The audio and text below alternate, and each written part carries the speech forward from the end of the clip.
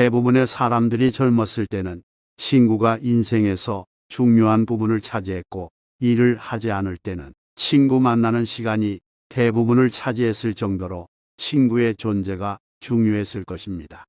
하지만 나이가 들면서 경제적인 문제로 혹은 가정이 생기면 가족을 챙기느라 친구를 만나기가 어렵고, 서로 바쁘거나 한쪽만 바빠지기만 해도 자연스레 멀어지게 됩니다.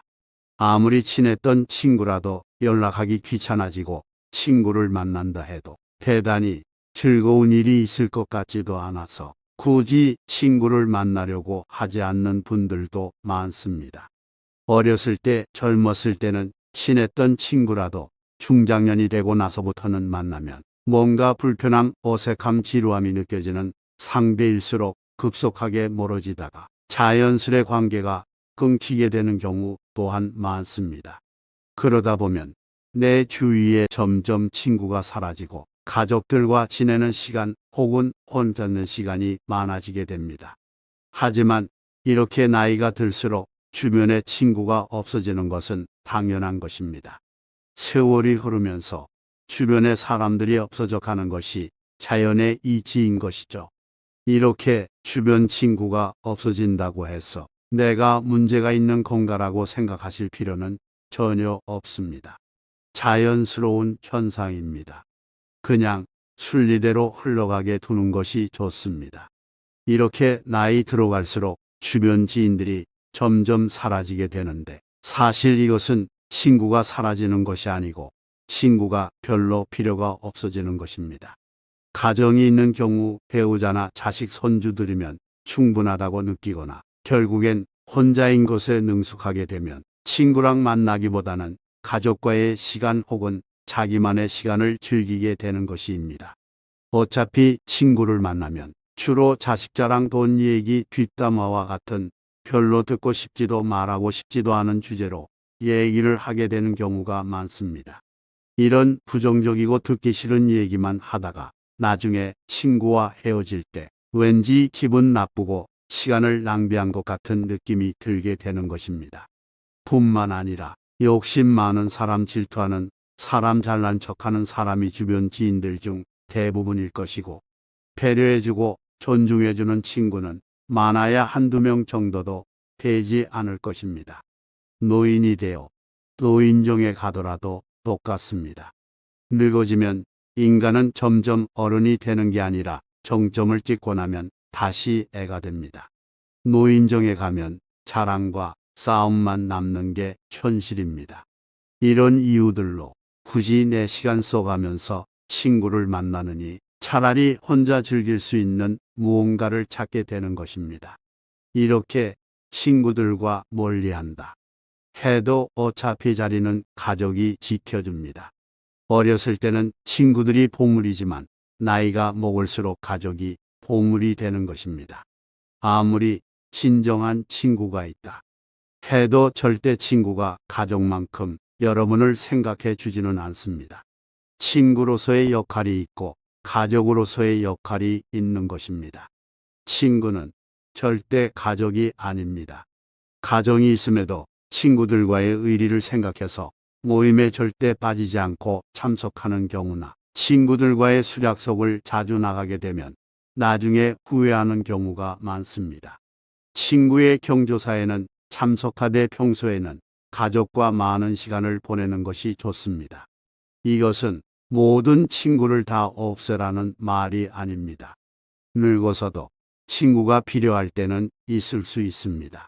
1년에 한두 번이라도 모여서 술 한잔 기울일 수 있는 친구 한 명이 있는 것이 삶의 질이나 인간관계 면으로도 더욱 풍성한 삶을 살 수 있게 도와줍니다. 이런 친구는 한두 명 정도만 있어도 아주 충분합니다. 필요할 때만 연락하거나 자기 자랑만 늘어놓는 친구가 아닌 내 이야기를 잘 들어주고 공감해주는 친구라면 친구와 가끔 만나는 것은 아주 큰 도움이 됩니다. 만나면 불편하지 않고 마음이 편한 친구들과의 관계만 유지하는 것이 좋습니다.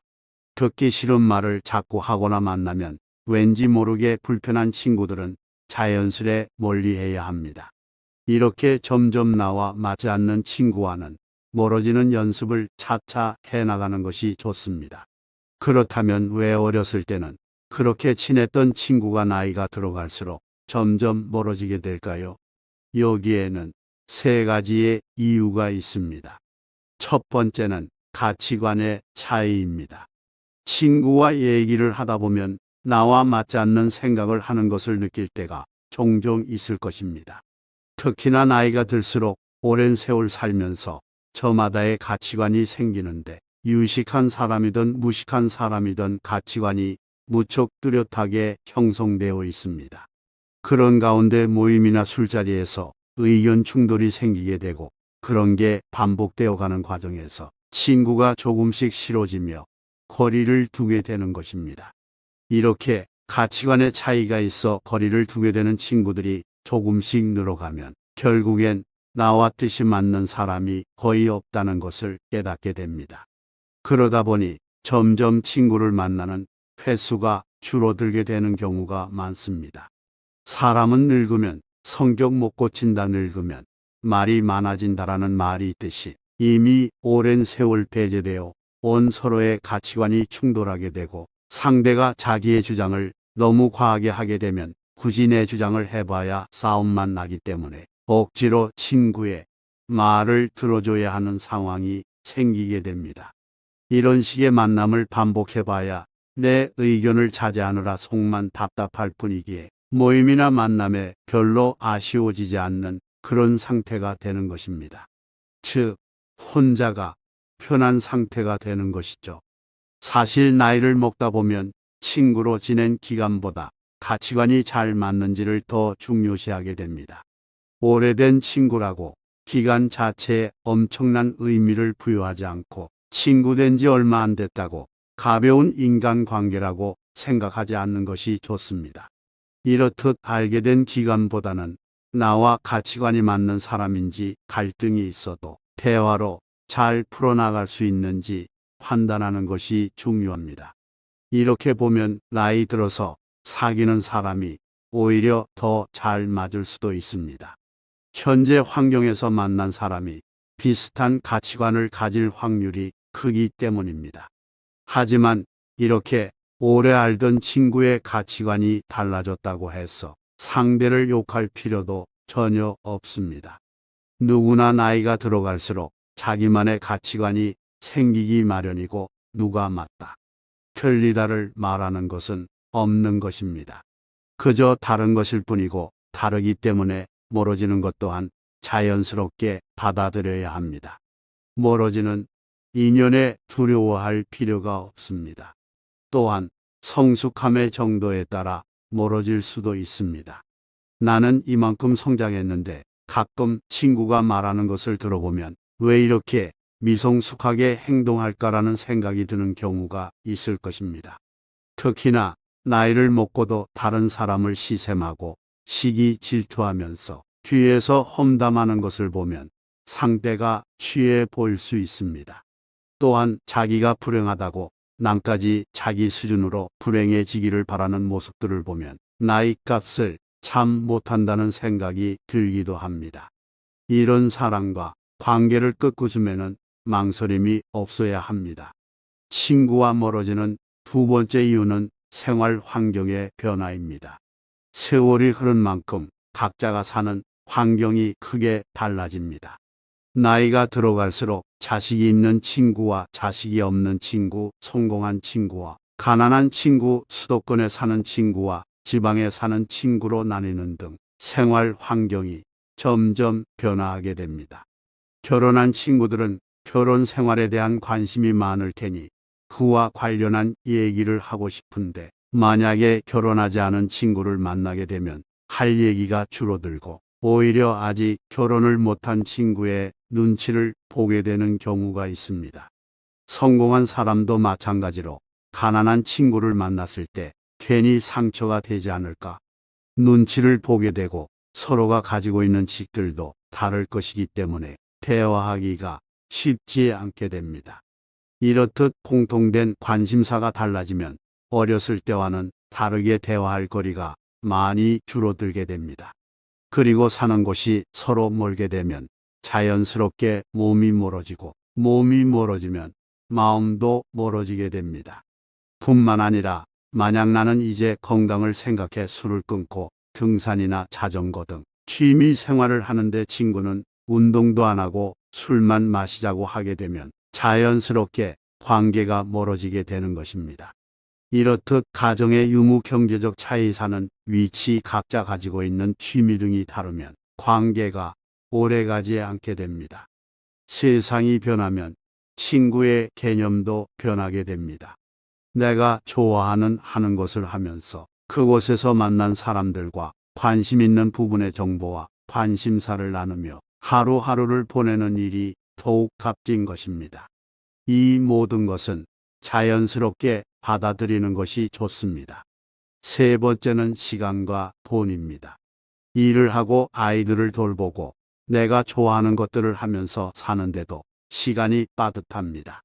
친구를 만나는 것이 더 좋다면 친구를 만나겠지만 대개 나이가 들수록 친구들과의 대화는 지루해지거나 언성이 높아지게 되는 경우가 많습니다. 그러니 나이가 들어갈수록 굳이 내 시간을 친구 만나는 것에 쓰지 않으려는 사람이 많아지는 것입니다. 나이가 들어가니 다른 사람에게 배려라는 이름으로 맞춰주면서 만나는 많은 모임들이 어느 날부터인가 피곤해지는 것을 느끼는 분들이 있을 것입니다.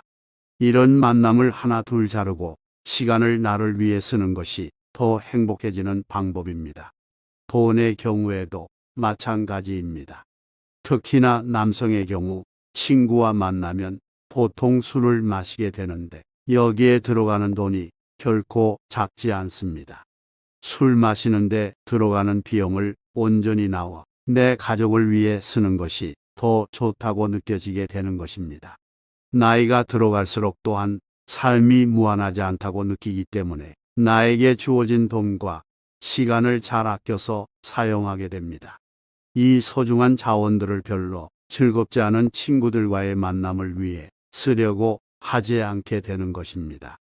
이렇듯 친구와 멀어지는 이유는 다양하지만 이렇게 정리되는 관계는 자연의 순리이기 때문에 친구가 한 명도 없다 해도 전혀 기죽을 필요 없습니다. 오히려 이 시간을 내가 하고 싶었던 취미를 하는데 사용하고 혼자서도 잘 지내는 방법을 터득한다면 쓸데없는 인간관계에서 오는 스트레스로부터 멀어질 수 있습니다. 사실 친구에 대한 의견들은 분분합니다. 친구가 있어야 한다는 사람도 있고 필요 없다는 사람도 있지만 다 맞는 얘기입니다. 친구가 필요하고 필요 없고는 내가 어떻게 사느냐에 달려 있는 것입니다. 혼자 노는 법을 터득하지 못한 사람들은 늘 외로움을 느껴 친구를 찾지만 혼자서도 잘 즐기는 방법을 터득한 사람은 친구나 가족이 없어도 씩씩하고 행복하게 하루하루를 잘 지냅니다. 이렇게 고독을 즐길 줄 모르는 사람은 대개 나를 위한 삶이 아닌 남을 위한 삶을 살았을 가능성이 높습니다. 하지만 인생은 그리 길지 않습니다. 이제는 나를 위한 삶을 살아야 합니다. 나를 위한 삶을 살기 위해서는 나를 기죽이고 나를 불편하게 하는 사람들과의 관계를 먼저 정리해야 합니다. 친구와 멀어지는 것도 처음이 어렵지 점점 시간이 지나면 더 쉬워집니다. 10년 친구니 20년 친구니 이런 건 별로 중요한 것이 아닙니다. 10년지기, 20년지기 이런 단어들에서 벗어나는 것이 좋습니다. 이 단어에 집착하다 보면 우리는 항상 오래된 친구와 잘 맞아야 하고 누구와나 마음이 변하면 세상 큰일이 나는 것처럼 여기게 됩니다. 이런 생각들이 오히려 나 자신에게 해가 됩니다. 내가 싫어하는 행동만 골라서 하는데 스트레스를 받으면서까지 관계를 유지할 필요가 없는 것입니다. 이렇게 정리해 나가다 보면 자연스레 결국에는 많아야 한두 명의 친구만 남게 됩니다. 물론 친구가 아예 없을 수도 있고요. 하지만 이것은 오히려 축복입니다.